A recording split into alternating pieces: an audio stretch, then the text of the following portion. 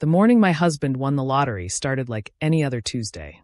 I was already at my office, hidden behind the carefully crafted facade of a mid-level marketing manager, when Marcus called me, his voice trembling with excitement. "Emily, you won't believe what happened," he practically shouted through the phone. "I won. I actually won." "Won what?" I asked, trying to focus on the quarterly reports spread across my desk. Being a secret CEO meant maintaining two completely different lives, and Tuesday mornings were always busy with executive meetings. "The lottery. $8 million. Marcus's voice cracked with emotion. "Can you believe it? We're rich." I leaned back in my chair, a small smile playing at my lips. $8 million. It was roughly what my company made in a single day. "That's wonderful, honey," I said, genuinely happy for him. Despite our differences, I'd never wished him ill. "We should celebrate tonight." "About that." His voice suddenly shifted, taking on an edge I'd heard before. The same tone he'd used when telling me he'd borrowed money from our joint account to invest in his friend's failed startup. "I think we need to talk." My stomach tightened. I'd been married to Marcus for 5 years, long enough to know when something was wrong. "Talk about what?" "I'll tell you tonight," he said quickly. "Just don't make any plans." I spent the rest of the day in a fog, running my company on autopilot while my mind raced through possibilities. Marcus and I had been struggling lately, but I'd attributed it to the usual stresses: his failing construction business, my need to maintain my secret identity, the constant pressure from his family to start having children. When I pulled into our driveway that evening, Marcus's car was already there. The lights were on in our modest 3-bedroom house, modest by my standards, at least. We'd bought it together when we first married, back when I was still playing the role of a simple marketing manager, and Marcus was convinced his construction company would make him a millionaire. I found him in the kitchen, a glass of whiskey in his hand. He'd changed into his power suit, the one he wore to important business meetings. It was slightly too tight around the middle now, a testament to 5 years of stress eating and declining gym visits. "We need to talk," he said, not even bothering with a greeting. I set my purse down on the counter. "About the lottery? About us?" He took a long sip of whiskey. "I want a divorce." The words hung in the air between us. I'd suspected this might be coming, but the timing was what caught me off guard. "Because you won the lottery? Don't make this ugly, Emily." He set the glass down hard enough to make me wince. "We both know this marriage hasn't been working. The lottery, it's just given me the courage to finally do something about it." "The courage?" I couldn't keep the edge out of my voice. "Or the money?" His face flushed. "What's that supposed to mean?" "It means that after 5 years of marriage, you win some money and suddenly want out. Seems convenient, don't you think?" "Convenient?" He laughed, but there was no humor in it. "You want to talk about convenient? How about how you've never supported my dreams? Always playing it safe with your little marketing job, never willing to invest in my business." I bit back a retort. If he only knew how many times I'd secretly steered contracts his way, how many strings I'd pulled to keep his failing company afloat. "I supported you plenty," I said instead. "I paid the mortgage when your company was in the red. I covered the bills when you lost everything in that cryptocurrency scheme. And you never let me forget it." He slammed his hand on the counter. "Always the responsible one, always the one making the smart decisions." "Well, guess what? I finally made it. $8 million, Emily. More money than you'll ever see in your life." I couldn't help it, I laughed. The sound seemed to enrage him further. "You think this is funny?" he snarled. "I'm serious. I want a divorce, and I'm not giving you a penny of my winnings. You can keep your precious house and your safe little job. I'm done living small." "Living small?" I echoed, thinking of the boardroom where I'd just approved a $100 million acquisition that morning. "Yes, small. Like you. Always satisfied with mediocrity, always afraid to take risks." He started pacing the kitchen. "Do you know what I'm going to do with $8 million? I'm going to expand my construction company. I'm going to take on bigger projects, compete with the major players. And you know what the best part is?" I raised an eyebrow. "What's that?" "I won't need your approval. Won't need your permission.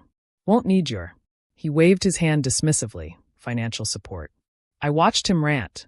This man I'd married 5 years ago when he was full of dreams and determination.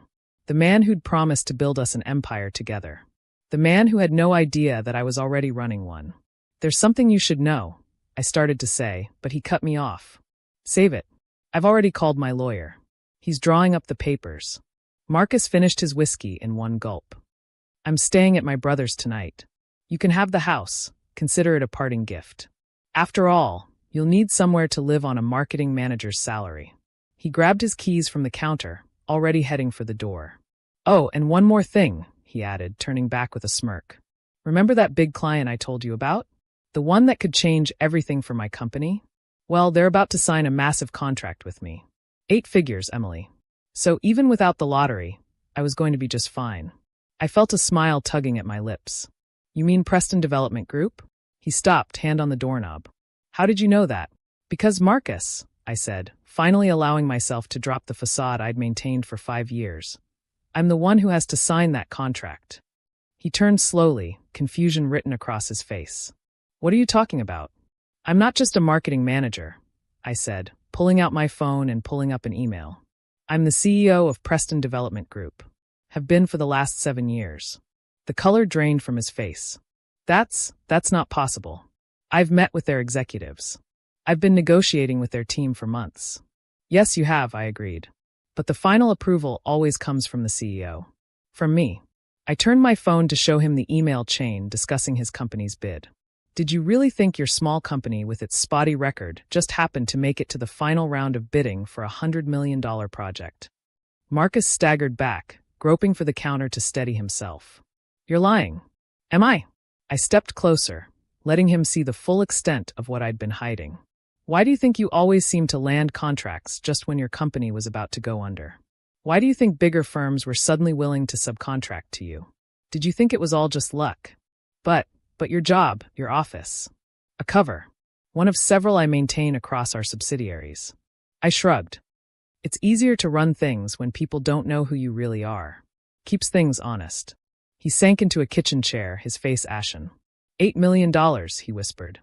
Is a lot of money, I agreed. But it's nothing compared to what you just threw away. I picked up his empty whiskey glass, rinsing it in the sink. By the way, that contract you were so excited about? The one that was going to change everything. I dried my hands on a dish towel. Consider it canceled.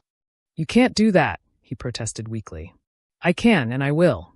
I turned to face him, letting him see the full weight of my authority. And it won't stop there. You see, Preston Development Group isn't just your biggest potential client. We're connected to nearly every major construction project in the region. One word from me, and your company won't get so much as a sidewalk repair contract. That's illegal, he sputtered. No, it's business. I picked up my purse. You wanted to play in the big leagues, Marcus? Well, congratulations. You just made it. And your first lesson. I smiled, but there was no warmth in it. Never underestimate the competition. I headed for the door, pausing with my hand on the knob. Oh, and about that divorce? Have your lawyer call Preston Development Group's legal team. I'm sure they'll be very interested in discussing the terms. As I walked to my car, I could hear the sound of breaking glass from inside the house. Marcus was learning a hard lesson about karma, about consequences, about the true meaning of power.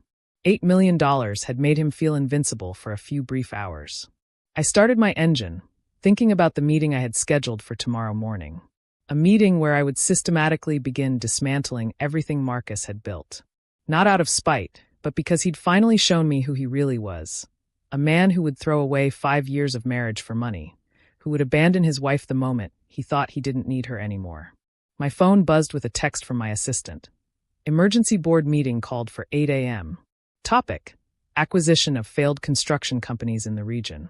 I smiled as I typed my response. Perfect. And Sarah? Add Stellar Construction to the top of the list. Marcus had wanted to play with the big fish. He was about to find out just how deep the water could get. By morning, my revelation had spread through Marcus's entire family like wildfire. My phone buzzed constantly with messages from his mother, his sisters, even his cousins, all suddenly very interested in working things out. I ignored them all as I walked into Preston Development Group's headquarters, a gleaming 50-story tower in the heart of downtown. The security guard nodded respectfully as I made my way to the private elevator. No more pretending to be a mid-level manager. No more hiding. The board meeting was already in session when I arrived. Emily, Richard, our CFO, greeted me with a knowing smile. I take it yesterday was eventful? You could say that. I took my seat at the head of the table, surveying the faces of my executive team. These people knew the real me, had helped me maintain my cover for years. Let's talk about Stellar Construction. Your husband's company? Angela, our head of legal, pulled up some documents on her tablet. Based on our analysis, they're significantly overleveraged. Even with his recent windfall, they're in no position to handle major contracts. Ex-husband, I corrected. And yes, that's precisely why we're here. For the next hour, we meticulously planned the dismantling of Marcus's company. It wasn't personal. Well, maybe a little personal, but it was primarily business. A company like his, run by someone with his temperament and judgment, was a liability to the industry. As we wrapped up, my assistant Sarah hurried in. "Ma'am, Marcus is in the lobby. He's demanding to see you." I checked my watch. Right on schedule. "Angela, would you mind staying?" I made him wait 30 minutes before allowing him up. When he finally burst into my office, his face was red with anger and what looked like a hangover. "You've been lying to me for 5 years," he shouted. "Technically, I just never told you what I really did for a living," I replied calmly. "You never asked." "Never asked? You deliberately misled me. All those times I talked about my business struggles, you just sat there pretending to be some middle manager. And all those times I helped you," I reminded him. "Who do you think kept steering contracts your way? Who do you think made sure your bids were always considered, even when they shouldn't have been?" "I didn't need your help," he spat. "I built my company myself." Angela cleared her throat. "Mr. Thompson, according to our records, 60% of your company's contracts over the past 3 years came through Preston Development Group or our subsidiaries." Marcus's face paled. That's not possible. Would you like to see the documentation?" Angela offered, pulling out a thick folder. He ignored her, focusing his anger on me. "You manipulated me. Controlled me. I supported you," I corrected. "I believed in you. Even when you made terrible decisions, even when you lost our savings on get-rich-quick schemes, I stood by you. And the moment you thought you didn't need me anymore, what did you do?" "The lottery money is mine," he said quickly. "You can't touch that. Keep it." I waved dismissively. "I make that much in bonuses every quarter. But your company." I leaned forward. "That's a different story." "What do you mean?" Angela stepped in again. "Preston Development Group is exercising its right to review all existing contracts with Stellar Construction. Given recent events and concerns about the company's stability, we're initiating our termination clauses." "You can't do that." Marcus's voice cracked. "Those contracts are binding. Read the fine print," I suggested. Angela here wrote most of it herself. He slumped into a chair, the fight draining out of him. "This will ruin me." "No," I said softly. "Your own actions ruined you. The lottery money gave you a glimpse of power, and the first thing you did was try to hurt the person who's been protecting you all along." "I'll fight this," he threatened. "I'll go public. Tell everyone how you deceived me." "Go ahead." I smiled. "Tell everyone how the CEO of a major corporation spent 5 years helping your small company succeed. Tell them how she used her position to steer contracts your way, support your dreams, keep you afloat. I'm sure the press will love that story." The fight left his eyes. "What do you want?" "Originally, a husband who would love me for who I am, not what I could give him." I stood up. "Now, nothing. Keep your lottery winnings. Try to rebuild somewhere else. But not here. Not in my city." "Your city?" He laughed bitterly. "You really are powerful, aren't you? More than you know." I nodded to Angela, who handed him a folder. "These are the divorce papers. My terms are simple. You keep your lottery winnings, I keep my company and all its assets. We both walk away. And if I don't sign, then we do this the hard way.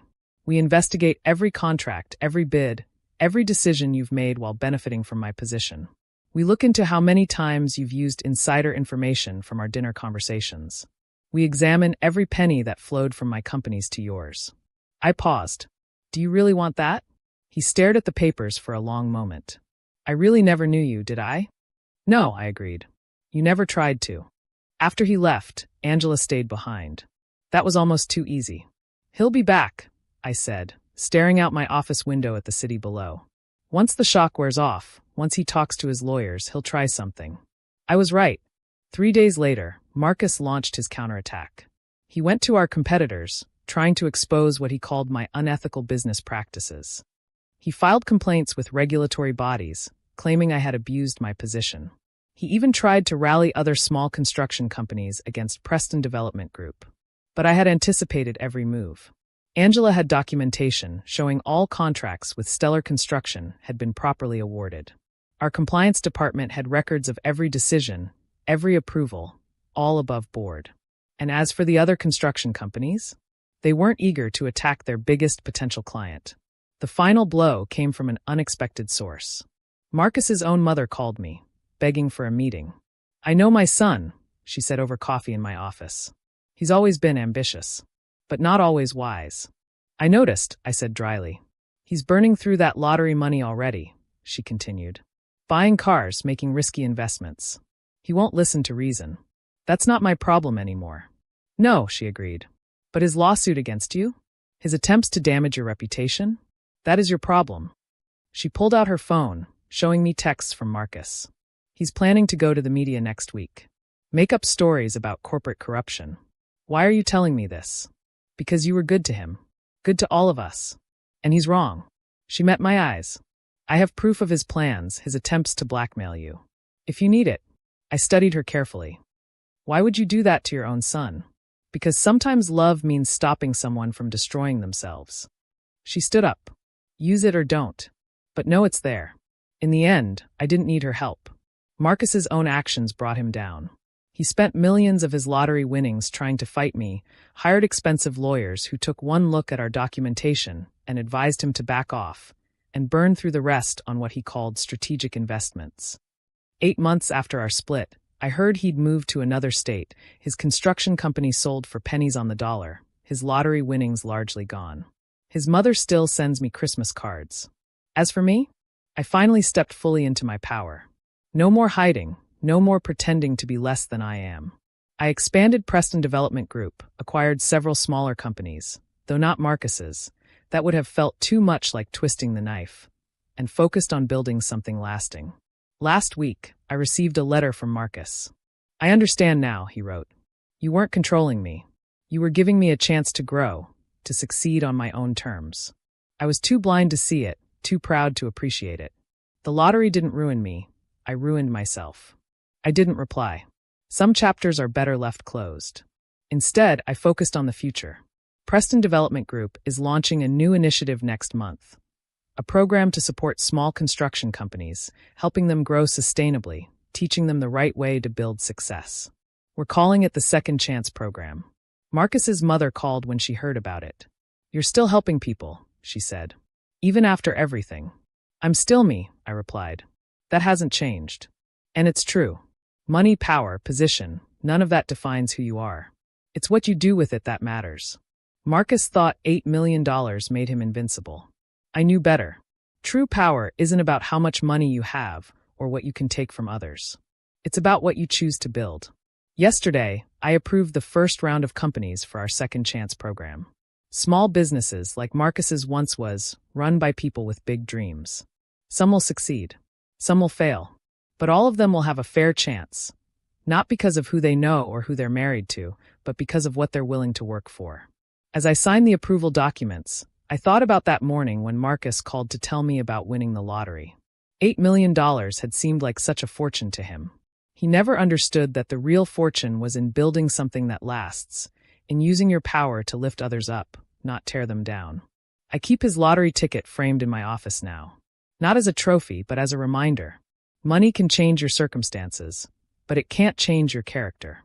That's something you have to build yourself, one choice at a time. And sometimes the biggest power move of all is choosing to help someone else succeed, even if they never know you're the one behind their success. Thanks for watching. See you again in the next video. Stay stunned.